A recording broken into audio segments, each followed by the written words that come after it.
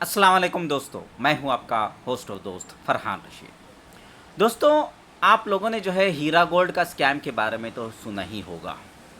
और हीरा गोल्ड के स्कैम में जब भी जो हीरा गोल्ड के इन्वेस्टर्स हैं वो अपने हक हलाल के पैसे मांगने के लिए नौहरा शेख के पास जाते हैं या मीडिया में आवाज़ उठाते, तो नौहरा शेख बोलती है कि पैसा ओवैसी ने रोका है।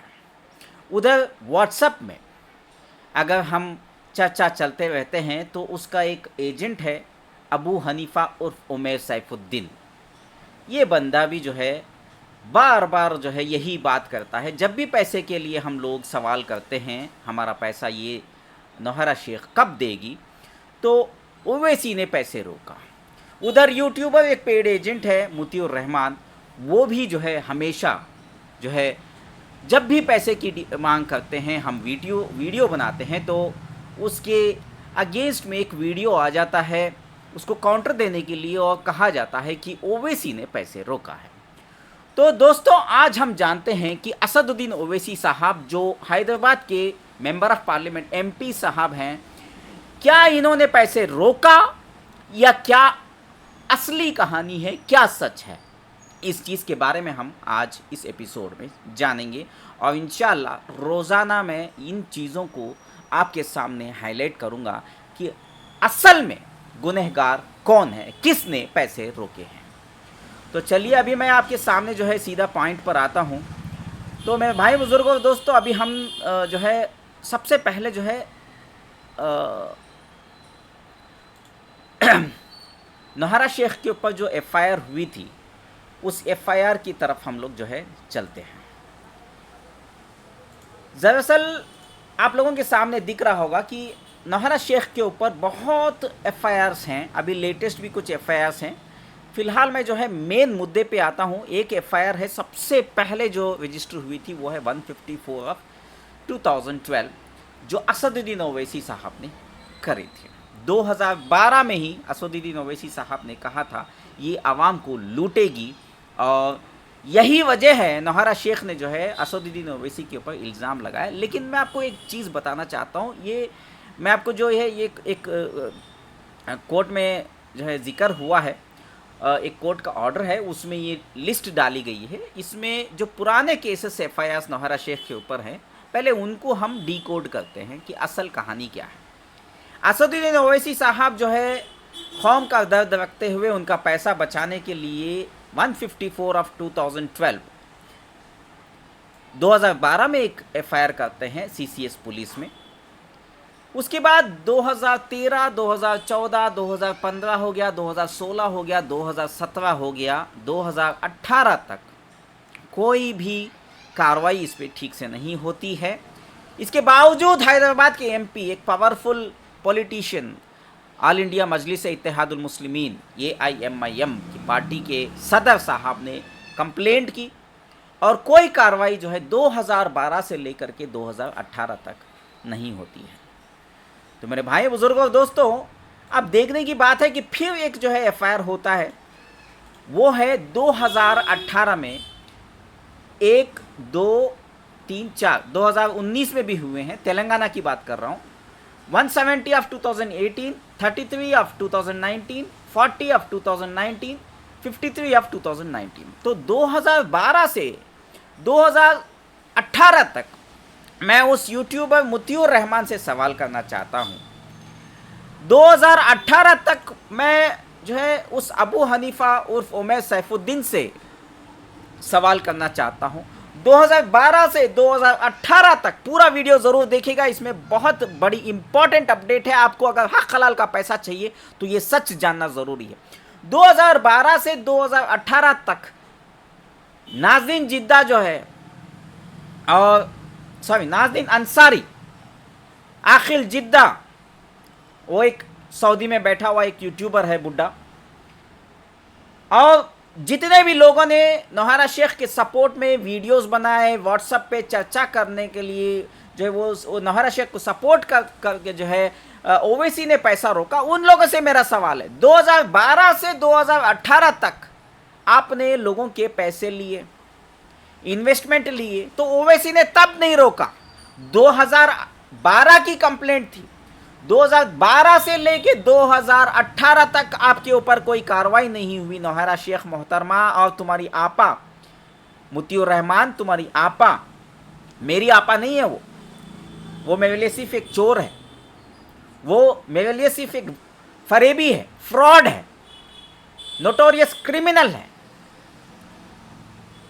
अबू हनीफा उर्फ उमैर सैफुद्दीन, नाज़नीन अंसारी, आप लोग ध्यान रखिए, ध्यान से सुनिए मैं जो कहना चाह रहा हूँ। 2012 की कंप्लेंट थी और 2018 तक कोई कार्रवाई नहीं है और ये मोहतरमा जो है 5,600 करोड़ का इन्वेस्टमेंट हम मुसलमान भाइयों और बहनों से ले लेती है। उसमें भी खासकर जो है हैदराबाद, बेंगलुरु, मुंबई जैसे शहरों में और उत्तर प्रदेश और यहाँ तक नहीं, सऊदी अरेबिया, कतार, Dubai, Abu Dhabi, Kuwait, Bahrain, United states of America, Canada जैसे कंट्रीज से भी इसने जो है आवाम से यूनाइटेड स्टेट्स डॉलर्स में, यूएसडी डॉलर्स में पैसे जो इन्वेस्टमेंट लिए हैं। तब ओवैसी ने नहीं रोका।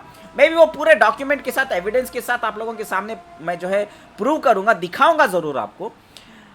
मोहतरमा नौहरा शेख 2018 तक सऊदी अरेबिया से सऊदी रियाल में इन्वेस्टमेंट लेती है। नौहरा शेख 2018 तक दुबई यूएई में दिरहम्स में इन्वेस्टमेंट लेती है, कुवैती दिनार में भी इन्वेस्टमेंट लेती है। 2018 तक कोई कार्रवाई नहीं होती है। हैदराबाद की आवाम से पैसा ले लेती है, वहाँ के इन्वेस्टर्स बर्बाद हो गए हैं। आज वो अपने पैसे के लिए लड़ रहे हैं कि वो आज आपा पैसे दे देगी, इस आस में बैठे हुए। और वो इस गलत फहमी में ज़रूर है कि ओवैसी ने पैसे रोका, नौहरा शेख मासूम है, दीनदार है, अमानतदार है, लेकिन हकीकत इस वीडियो में आपको मिलेगी। पूरा वीडियो ज़रूर देखिएगा।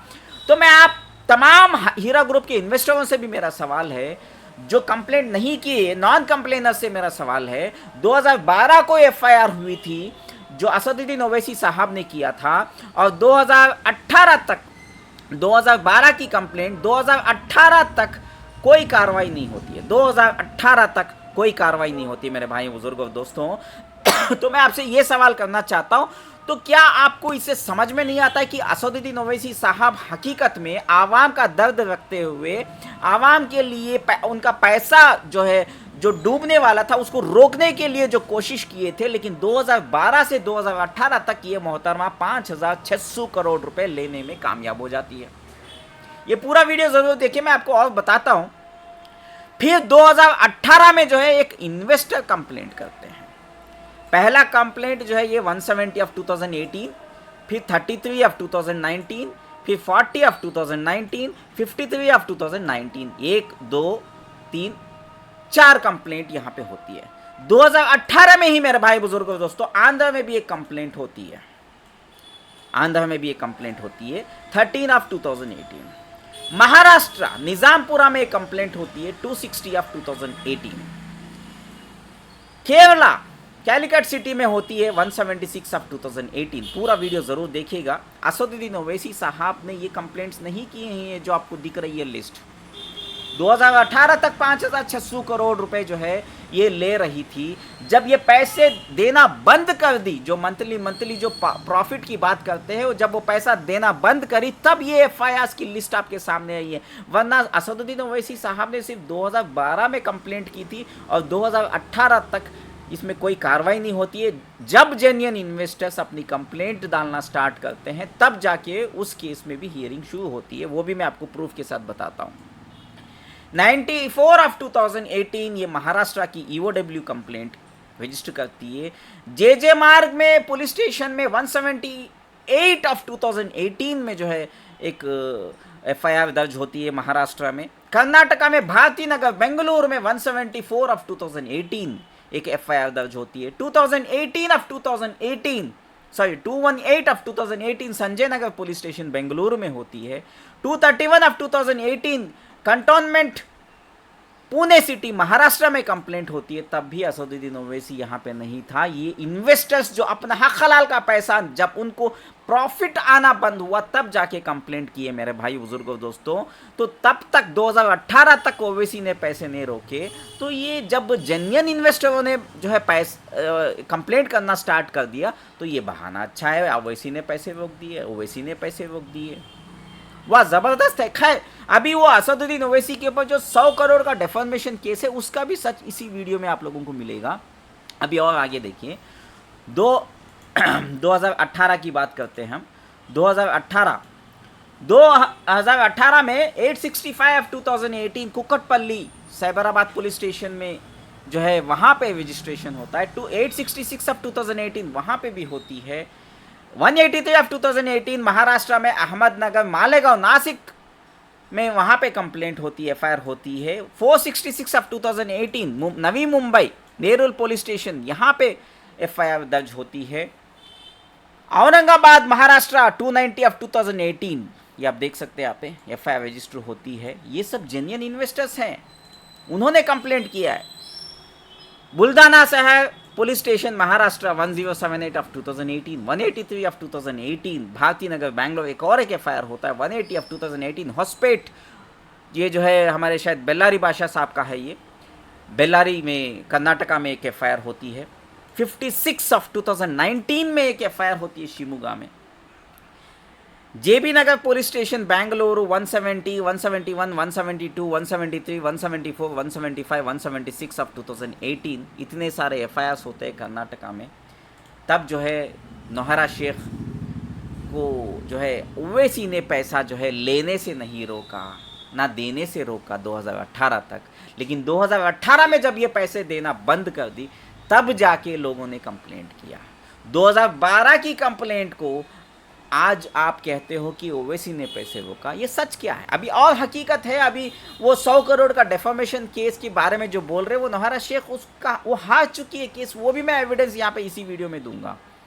ये देखिए, हैदराबाद की सिटी पुलिस ने पूरा कहानी बताया, मैं ज़्यादा टाइम वेस्ट नहीं करूँगा। उन्होंने यहाँ पे बताया, evidence has also been found of purchase of assets in different names of individuals as well as companies. Properties अलग अलग नाम से बेनामी प्रॉपर्टियाँ खरीदने लगी, पब्लिक को पैसा नहीं दे रही है, तमाम चीज़ें यहाँ पे डिस्कस हुआ है, ये आप देख सकते हैं। सबसे इंपॉर्टेंट चीज़ है, Asaduddin Owaisi behind fixing me false cases करके इसने स्टेटमेंट दिया है। Heera gold chairman Nowhera Shaikh arrested in Hyderabad, वो तो ठीक है, 16 मंथ्स। वो ओवैसी जो है 2024 के पोल्स के बारे में। अब ये इलेक्शन की बारे में बात करते हैं। 2024 में नौहरा शेख इलेक्शन लड़ती है कर्नाटका में, पूरे के पूरे 225 सीटों से लड़ने के लिए अपने कैंडिडेट्स उतारती है। एमईपी पार्टी, महिला एम्पावरमेंट पार्टी बनाती है, और वहाँ पे असदुद्दीन ओवैसी का खुद का कुछ नहीं चलता कर्नाटका में। तो असदुद्दीन ओवैसी इसके साथ क्यों पर्सनल दुश्मनी करेंगे, इसको क्यों रोकेंगे? जबकि हालांकि 2025 में कर्नाटका में इलेक्शन लड़ रही थी, ना कि हैदराबाद में। असदुद्दीन ओवैसी की पॉलिटिकल पार्टी AIMIM का दबदबा सिर्फ हैदराबाद में है, पूरे तेलंगाना में भी नहीं है। सिर्फ हैदराबाद में 8 से 9 सीट ये जो है ऊपर नीचे होता है, वही सीट उसके कन्फर्म्ड है। तो नौहरा शेख जो इलेक्शन तो कर्नाटका में लड़ रही थी, इसमें असदुद्दीन ओवैसी का लेना देना क्या है? क्या आप इसके ऊपर गौर फिक्र नहीं करें हैं? क्या आपको इसके बारे में नहीं मालूम है? तो इलेक्शन के बारे में आ गया बात। फिर हम आते हैं जो है ये ईडी की रिपोर्ट है, ये ईडी की रिपोर्ट के ऊपर भी आते हैं। ये देखिए, ये नौहरा शेख ने जो है डेफामेशन केस जो असदुद्दीन ओवैसी साहब के ऊपर किया था, ये हाई कोर्ट का एक समरी है। मैं इसकी ऑर्डर की कॉपी भी आपको पूरा जो है दिखा देता हूँ, वो भी हम पढ़ेंगे। उसमें बहुत सारे खुलासे हैं, ठीक है। ये है असदुद्दीन ओवैसी साहब का जो है being aggrieved by the orders of learned chief जज, ठीक है। ये कहानी ज़्यादा नहीं पढ़ेंगे। तो OS नंबर 835 ऑफ 2017, ये नौहरा शेख ने जो डेफेमेशन केस किया था असदुद्दीन ओवैसी साहब के ऊपर, वो चीज़ का रेफरेंस दिया गया है। The petition is filed stating that the suit filing seeking relief of damages for ₹100 crores. The petitioner herein is the president of AIMIM and barrister as well, since inception into politics, one as MLA in the year 1994 from Charminar constituency and continued by winning the same in the year 1994. Thereafter, the petitioner contested the parliament election from Hyderabad constituency in the year 2004 and won the same. Since 2004 onwards, the petitioner is elected as member of parliament from Hyderabad constituency, represented the general public and petitioner. तो हैदराबाद में 2004 से ये member of parliament है, MP हैं असदुद्दीन ओवैसी साहब. इनका political career 1994 से है. तो ये इतने सालों से पॉलिटिक्स में है, इनको नौहरा शेख इस चिड़िया से क्या खतरा है कि वो इससे दुश्मनी लेंगे. इसकी बड़े बड़े पॉलिटिकल पार्टी बीआरएस है, कांग्रेस है, आपको जो है बीजेपी है, इनसे मुकाबला करके असदुद्दीन ओवैसी साहब जो है हमेशा जो है जीतते आ रहे हैं. तो ये नौहरा शेख की एमईपी पार्टी, महिला एम्पावरमेंट पार्टी से कभी आपने सोचा है, इन्वेस्टर भाइयों और बहनों, बुजुर्गों, कभी आपने ये बात सोची है कि ये नौहरा शेख जो है ये दरअसल जो है इसको असदुद्दीन ओवैसी से क्या प्रॉब्लम है, या असदुद्दीन ओवैसी को नौहरा शेख से क्या प्रॉब्लम है. बल्कि वो कर्नाटका में 500,000 वोट भी नहीं बटोर सकी. 224 सीटों से उसने इलेक्शन लड़ी, पूरा पैसा बर्बाद कर दिया. और सबसे पहले बात, पब्लिक का पैसा कर्नाटका के इलेक्शन में खर्चा करके तुम असदुद्दीन ओवैसी के ऊपर क्यों थोप रही हो, असदुद्दीन ओवैसी को क्यों थोप रही हो. ये 2024 की नहीं, कर्नाटका की मैं करेक्शन है, उसमें 2018 के इलेक्शंस की बात कर रहा हूँ. दरअसल डाउनफॉल जो है 2018 के इलेक्शन से एमईपी के पार्टी के बाद ही इसका डाउनफॉल शुरू हुआ. हालांकि इसका कोई बिजनेस नहीं है, वो भी मैं रिपोर्ट आपको बताता हूं. खैर, sections on elected member Hyderabad represented the general public and petitioner raised important issues of upliftment of weaker sections. On 1/8/2012, the people of Charminar constituency brought to the notice of the petitioner that an advertisement is published in Siyasat newspaper on 12/4/2012 inviting investors to invest in business of respondents. तो असदुद्दीन ओवैसी साहब के पास Charminar constituency के कुछ लोग गए थे और एक न्यूज़पेपर की कटिंग उनको बताया कि इन्वेस्टमेंट लेने के लिए सियासत न्यूज़पेपर में इसने इश्तिहार दिया है. The advertisement was suspicious. Asaduddin Owaisi साहब जो है तजुर्बेकार हैं. As it did not contain any specific address and the respondents are duping people by attracting them with such type of advertisements. ये धोखा हो रहा है करके, on which the petitioner brought the same to the notice of Additional General of Police Law and Order by giving a written complaint to investigate into the matter. तो असदुद्दीन ओवैसी साहब ने ये न्यूज़पेपर की कटिंग के बारे में इसको जब मालूम पड़ा तो इनको समझ में आया, ये बैरिस्टर भी हैं और ये पढ़े लिखे हैं, एजुकेटेड हैं, तो इनको लगा कि एक जो है धोखेबाज कंपनी है. तो जब लोगों ने कंप्लेंट किया तो उनके सपोर्ट में असदुद्दीन ओवैसी साहब एक पर्सनली जो है एडीजी से मिल कर के एक कंप्लेंट फाइल करते, जो पहला एफआईआर हो जाता है 154 of 2012 and after inquiry a chargesheet was filed. अब ये देखिए चार्जशीट कब फाइल होती है, 23/7/2019 में चार्जशीट फाइल होती है. 2012 की कंप्लेंट, 2012 से 2019 तक नौहरा शेख जो है 5,600 करोड़ रुपए लेने में जो है वो जीत जाती है, सफल हो जाती है. तब तक ओवैसी ने इसके पैसे नहीं रोके, ना देना ना लेना. 2018 में देना बंद कर दी थी, तब जाके पब्लिक ने जो है पैसा एफआईआर करे थे. इसमें असदुद्दीन ओवैसी का कोई हाथ नहीं है. ये देखिए 2019 प्रूफ के साथ बता रहा हूँ. Have committed the offence. And जब पुलिस डिपार्टमेंट ने चार्जशीट फाइल की 2019 में, states that the respondents have committed the offence, यानी कि नौहरा शेख ने जो है बहुत बड़ा जुर्म किया है और ये नामपल्ली के कोर्ट में पेंडिंग चल रही है, इसकी ट्रायल चल रही है. In the circumstances the petitioner is filed by the petitioner to reject the plaint as by limitations and for the lack of cause of action. Earlier petition filed to reject the plaint is dismissed, stating that the limitation involves mixed question of fact of law. Further, in the changed circumstances, since investigation is completed, charge sheet is filed against the respondents, there is no cause of action to entertain the suit. यानी कि असदुद्दीन ओवैसी साहब का lawyer कहता है, उनका वकील कहता है, उनका एडवोकेट कहता है, वहाँ पे वादा करता है कोर्ट में, जज साहब के सामने तेलंगाना की हाई कोर्ट में कहता है कि असदुद्दीन ओवैसी साहब जो है उन्होंने कंप्लेंट की थी, उस पर कार्रवाई होकर के वो इसका जुर्म जो है चार्जशीट फाइल हो जाती है 2019 में,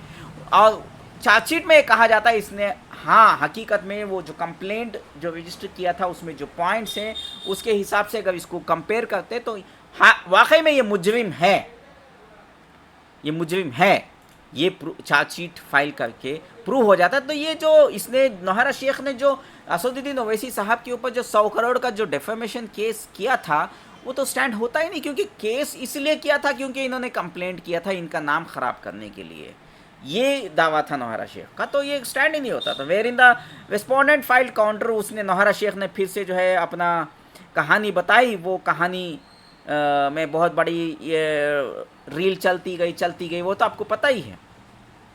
तो उसके बाद जो है यहाँ पे जो है कोर्ट का ऑर्डर देख लेते हैं, वक्त की कमी की वजह से मैं ज़्यादा वक्त खींचना नहीं चाहता हूँ। In the light of the submissions made by both the learned counsel and the perusal of the material available on record, it appears that respondents plaintiffs initially filed the suit, ठीक है, 835 of 2019 claiming damages against the petitioner. Asaduddin Owaisi के ऊपर जो है defamation case किया था जो against her was false malicious and resulted, मतलब उसके ऊपर जो एलिगेशन लगे हैं, एफआईआर लगी है, वो सब झूठ है करके नौहरा शेख ने petition. However the petitioner has submitted that, यानी कि असदुद्दीन ओवैसी साहब claimed was not false as evidenced by subsequent filing of a charge sheet। जब चार्जशीट है तो ये झूठा कैसे हो सकता है, मैंने तो सही इल्ज़ाम लगाया था, ये झूठा इल्ज़ाम हो ही नहीं सकता है। Pendency of the criminal proceedings against the respondents, the submission raises significant doubts about the claim of respondents of a false complaint। ये झूठा कंप्लेंट किया है बोल के जो नौहरा शेख आई है कोर्ट के सामने, इसको हम जो है इसके ऊपर हमें अगर हम सोचेंगे तो यहाँ पे कुछ हमें सस्पिशियस, यानी कि हमें कुछ बू आ रही है, गंदी बू आ रही है। This court notes that the cause of the action of the respondents premised on the assumption that the complaint of the petitioner was false and motivated by malice. However, the pendency of the criminal proceedings against the respondent suggests that the complaint may have been genuine and based on credible information। तो तेलंगाना के high court के जज जो है ये कहते हैं कि ये जो कंप्लेंट असदुद्दीन ओवैसी साहब ने 2012 में की थी वो जेन्युइन हो सकती है, क्योंकि नौहरा शेख के ऊपर कार्रवाई हो रही है और चार्जशीट तक जो है फाइल हो चुकी है। तो इसमें in light of the circumstances this court finds that the claim of the respondents of a false complaint is premature. अब ये मैच्योर नहीं है, इतना जल्दी हम जो है ये असदुद्दीन ओवैसी के अगेंस्ट में नहीं केस फेवर कर सकते, उनके फेवर में ही करना। The reputation of the respondents and the character are undoubtedly important but they must be balanced against the need to ensure the genuine complaints are not stiff. Genuine complaint जब होती है तो ऐसे एलिगेशंस जो है, ऐसे डेफेमेशन केस में हम जो है ये नहीं कर सकते। यहाँ पे जब इसके ऊपर इल्ज़ाम है और ये इल्ज़ाम भी काफ़ी हद तक चार्जशीट फाइल होने की वजह से प्रूव हो चुका है, तो हम ऐसे जेन्युइन कंप्लेंट्स को ये नहीं कर सकते। ये जेन्युइन कंप्लेंट्स को जो है हमें एंटरटेन करना चाहिए, इसके ऊपर इन्वेस्टिगेशन होना चाहिए, इसके ऊपर ट्रायल होना चाहिए करके जज साहब का ओपिनियन था। Furthermore allowing the suit of the respondents to proceed at that stage could potentially interfere with the pending criminal proceedings. It is essential to ensure that the criminal justice process is allowed to unfold without undue influence or interference from the civil proceedings. In the view of the above, the court holds that the cause of the action of the respondents is not yet, पूरा video ज़रूर देखिएगा, important point है यहाँ पे, adjudication, the respondents may file a suit after the conclusion of the trial in the criminal case। यानी कि नौहरा शेख को हिदायत दी गई है जज साहब ने कि ये असदुद्दीन ओवैसी के ऊपर जो है डेफामेशन केस जो है आप चाहो तो दोबारा कर सकती है, पहले आप जो है ट्रायल कोर्ट में जो है अपना ट्रायल को फेस करो। जब ट्रायल पूरा ख़त्म हो जाता है, अगर उसमें तुम जो है बेगुनाह साबित हो जाती हो, तो फिर तुम असदुद्दीन ओवैसी के पास 100 करोड़ का जुर्माना जो है वो डिफेमेशन जो भी है वो केस वापस फाइल करके आपको इजाज़त देंगे, 100 करोड़ वो आपको पे करेंगे बोल के। उस हिसाब से जज साहब ने क्लियरिटी है ये यहाँ पे। नौहरा शेख जो है वो धोखेबाज औरत जो है, ये पॉलिटिकल पोंजी जो है वो मैं पॉलिटिकल पोंजी के टॉपिक के ऊपर भी अगले वीडियोस में मैं आपको बताऊंगा। कॉन्स्पिरेसी जो है ये नौहरा शेख ने बहुत अच्छी चालाकी से जो है असदुद्दीन ओवैसी का नाम बीच में घुसेड़ के हमारे 2018 से सुप्रीम कोर्ट में केसेस चल रहे हैं, सुप्रीम कोर्ट में नहीं, इसमें तेलंगाना के कोर्ट में, मुंबई के कोर्ट में, बेंगलुरु के कोर्ट में केसेस चल रहे हैं। और 2020 से सुप्रीम कोर्ट में केसेस चल रहे हैं। और ये पूरे हमारे 7-8 साल नौहरा शेख ने बर्बाद कर दिया। असदुद्दीन ओवैसी का नाम जो है बीच में घुसेड़ के, और ये पॉलिटिकल पोंजी में एकदम कामयाब हो गई। ये आप देखिए, वाकई में मानना पड़ेगा इस औरत को, इसने जो दिमाग इस्तेमाल किया। एक तो एक तरफ जो है पब्लिक का पैसा इसकी टोपी उसके सर, उसकी टोपी इसके सर कर रही थी, वहाँ पे पोंजी कंपनी चला रही थी, पोंजी स्कीम चला रही थी, ये हीरा गोल्ड के नाम से, हलाल इन्वेस्टमेंट के नाम से ये पोंजी स्कीम चला रही थी। उधर जब इसके पास जो है पैसा देने को, आवाम को पैसा देने के लिए इसके पास पैसा नहीं था, इलेक्शन में पूरा पैसा ये हार चुकी थी कर्नाटका के 2018 के इलेक्शंस में, तो ये पब्लिक को जब पैसे नहीं दे सकी तो असदुद्दीन ओवैसी के ऊपर एक इल्ज़ाम लगा दिया, और एक लोगों को भरोसा दिलाने के लिए असदुद्दीन ओवैसी के ऊपर 100 करोड़ का डेफामेशन केस इसने डाल दे के पब्लिक को बहुत आसानी से जो है बेवकूफ़ बना दी, बहुत आसानी से। According to the civil revision petition is allowed setting aside, तो कोर्ट ने जो है क्लियर जो है नौहरा शेख को conclusion criminal case should she be acquitted of all charges. At that stage the respondents can seek appropriate remedies for any alleged harm to her reputation. इसकी reputation को अगर कुछ ठेस पहुंची है असदुद्दीन ओवैसी की कंप्लेंट के ऊपर, पहले इसको जो है ट्रायल फेस करना पड़ेगा। ट्रायल कोर्ट में जो है अगर इसका जुर्म जो है साबित नहीं होता, तब जाके असदुद्दीन ओवैसी से ये 100 करोड़ रुपए ले सकती है। तो मेरे भाइयों, बुजुर्गों, दोस्तों, ये सब चीज़ें देखिए, ईडी की रिपोर्ट है, ये ईडी की रिपोर्ट में भी क्लियरली मेंशन किया है। कंप्लेंट देखिए यहाँ पे, पहला कंप्लेंट के छोटा सा एक पढ़ लेता हूँ, ये वीडियोज़ है वो देखिएगा। From the FIR number 170 of 2018, ये पहला पूरा नहीं पढ़ेंगे, एक छोटी सी कहानी पढ़ लेते हैं। Requested by CCS Hyderabad, it was observe that Shri Mohammed Khwaja invested rupees 25 lakhs in MS Hira Retail Hyderabad Private Limited and MS Hira Textile Private Limited, that in spite of the several attempts made by Shri Mohammad Khaja and Srimati Fazzanunnisa Begum, wife of Mohammad Khaja, with MS Hira Retail Hyderabad Private Limited and Hira Textiles Private Limited, for refund of their money, the amount was not refunded to them. That Nahara Sheikh, MD of Hira Group, had cheated Shri Mohammad Khaja and misappropriated the said amount of 25 lakhs and failed to repay the same to him. That there is a big racket of money laundering being done by Nahara Sheikh and others by way of taking deposit and cheating the innocent citizens of this country. एक छोटा सा एक paragraph काफ़ी है। कहानी कहाँ से शुरू हुई? असदुद्दीन ओवैसी के कंप्लेंट के ऊपर चार्जशीट नहीं आई है। असदुद्दीन ओवैसी साहब के बीच में टांग अड़ाने की वजह से नौहरा शेख को जो है इतना बड़ा जो है आज जो ये प्रॉब्लम फेस करना पड़ रहा है, वो उसकी वजह से नहीं है। जेन्युइन इन्वेस्टर्स जो हैं, जिन्होंने 2018 में जब इनको पैसा आना बंद हो गया, जब कंप्लेंट किया, उस वजह से ये नौहरा शेख जो है आज जेल घूम रही है, कोर्ट घूम रही है। हकीकत ये है, असदुद्दीन ओवैसी साहब ने हकीकत में अच्छा काम 2012 में कर दिया था, लेकिन इस काम को इन्होंने अंजाम तक जो है नहीं लेकर गए। अब ये जो है इसके ऊपर मैं और वीडियो सीरीज बनाऊंगा। अब असदुद्दीन ओवैसी साहब अच्छा काम तो करे थे, लेकिन बाद में जो है बीच में इसके ऊपर फॉलो करके अगर इसको स्ट्रांगली लेते तो ये 5,600 करोड़ आवाम का पैसा लूटने में नाकामयाब रहती।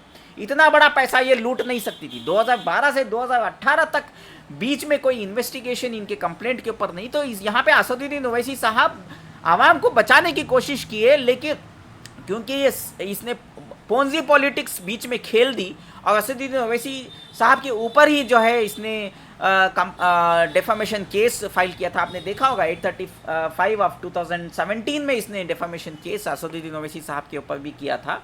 तो यहाँ पे इल्ज़ाम असदुद्दीन ओवैसी साहब के ऊपर कर दे के कि ये मुसलमानों के दुश्मन है, ये हीरा गोल्ड कंपनी को बर्बाद कर देना चाहते इसलिए क्योंकि ये पॉलिटिक्स में आ रही है, महिला एम्पावरमेंट पार्टी से इनको खतरा है, ये कहानी बना के लोगों को बहुत ही आसानी से जो है इसने बेवकूफ़ बना दिया और इसका फ़ायदा उठाते हुए हमारे 7-8 साल बर्बाद कर दिए इस नौटंकी नौहरा शेख ने। तो मेरे भाई बुजुर्गों दोस्तों, वीडियो बहुत लंबा जाएगा, ऑलरेडी 30 मिनट का वीडियो हो चुका है। इंशाल्लाह और इसके ऊपर मुझे बात करनी है, आने वाले दिनों में फिर मैं आप लोगों से बात करूंगा इंशाल्लाह। कल का एपिसोड भी देखिए, कल मैं और कुछ असदुद्दीन ओवैसी साहब जो है इन्वेस्टरों के लिए अच्छा किए या बुरा किए, ये मैं आपको जो है थोड़ा बहुत अवेयरनेस क्रिएट करना ज़रूरी है। तो आपसे आजीज़ाना गुजारिश है कि इस वीडियो को खूब वायरल करें। फिलहाल आपसे इजाज़त मांगता हूँ, दुआ में याद रखें आपका फरहान रशीद। और कमेंट्स में ज़रूर बताइए कि नौहरा शेख ने पैसा रोका है आवाम का या असदुद्दीन ओवैसी साहब ने। इंशाल्लाह आपके कमेंट्स जो है इस नौहरा शेख के मुंह पे एक जवाब होगा इंशाल्लाह। और आपसे इजाज़त मांगता हूँ। हमारे इस वीडियो को अगर वीडियो पसंद आया तो लाइक ज़रूर करिएगा, और हमारे चैनल फरहान रशीद 91 को सब्सक्राइब नहीं किया, सब्सक्राइब ज़रूर करें। आपका फरहान रशीद, शुक्रिया, अल्लाह हाफिज़।